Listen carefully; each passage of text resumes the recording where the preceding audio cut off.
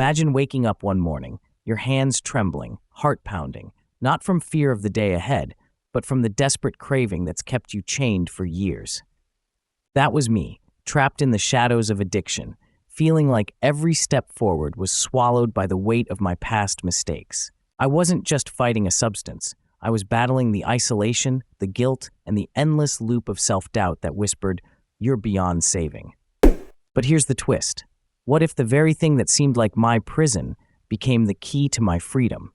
One day, when the cravings were loudest, I reached out, not to a rehab center or a therapist at first, but to a blank notebook. I started sketching my fears, writing down the exact moments when I felt weakest. I mapped out every trigger, every emotion, every single detail that led me to the edge. This wasn't just journaling, it was a visual excavation of my pain. Next, I created a survival toolkit, not generic advice, but personalized strategies born from my own chaos. When isolation hit, I called one trusted friend and read aloud from my notebook.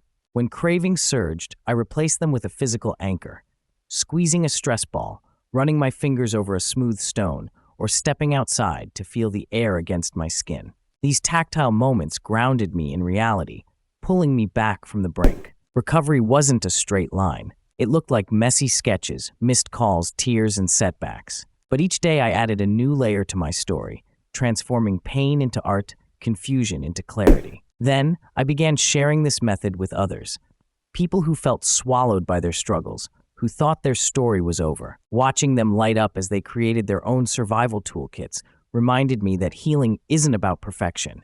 It's about showing up, being honest, and building resilience one small, tangible step at a time. If you're standing where I once stood, remember this. Start by capturing your truth. No filters, no shame. Then find your anchors, simple, physical acts that remind you you're here and capable.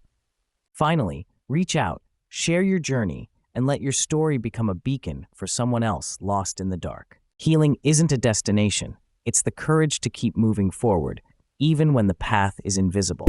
In those early days, the notebook became more than just pages filled with words and drawings. It was a mirror reflecting the rawness of my experience.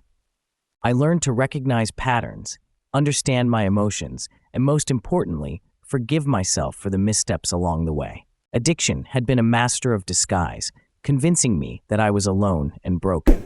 But through this process, I discovered the profound truth that vulnerability is strength. Each sketch and word was a step towards reclaiming my identity. The act of putting pen to paper turned chaos into something tangible, something I could confront rather than escape. It was the first time in years I felt a sense of control, not over addiction itself, but over my response to it. This shift in perspective was crucial. It planted the seed of hope that grew stronger with every page. Building the survival toolkit was an exercise in self-compassion. I realized that strategies needed to be practical and deeply personal, not just generic advice I'd heard before. For me, the tactile anchors were key. Touch has a grounding effect, a way of pulling me out of spirals of thought that fed my cravings. The smooth stone in my pocket or the sensation of cold air on my skin became reminders that I was alive, present, and capable of choice. Isolation had always been the enemy. Addiction thrives in solitude, feeding off silence and shame. So reaching out, even if only to one person, was a radical act of bravery. Reading my notebook aloud to that friend was terrifying, but liberating. It broke the cycle of secrecy and gave voice to the pain I'd been burying. That connection, no matter how small, made the burden lighter and the path forward clearer. Of course, the journey was far from perfect. There were days filled with relapse and regret, moments when the old voices screamed louder than the new ones. But I learned to greet setbacks, not as failures, but as part of the process.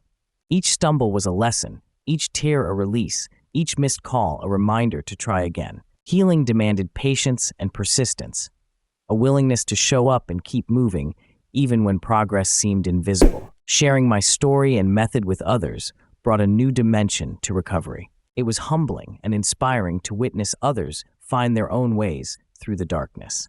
Some created art, others wrote letters or made lists, but all found strength in externalizing their pain and creating anchors tailored to their needs.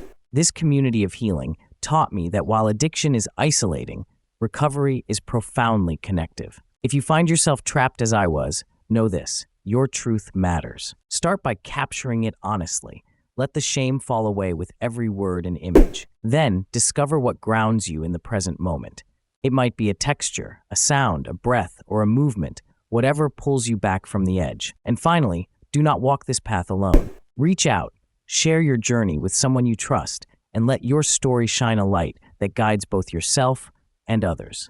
Healing is not a finish line or a perfect outcome.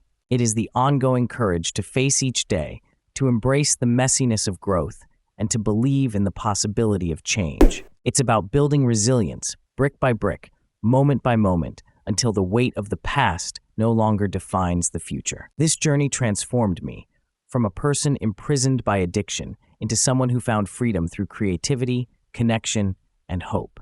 And if I can do it, so can you.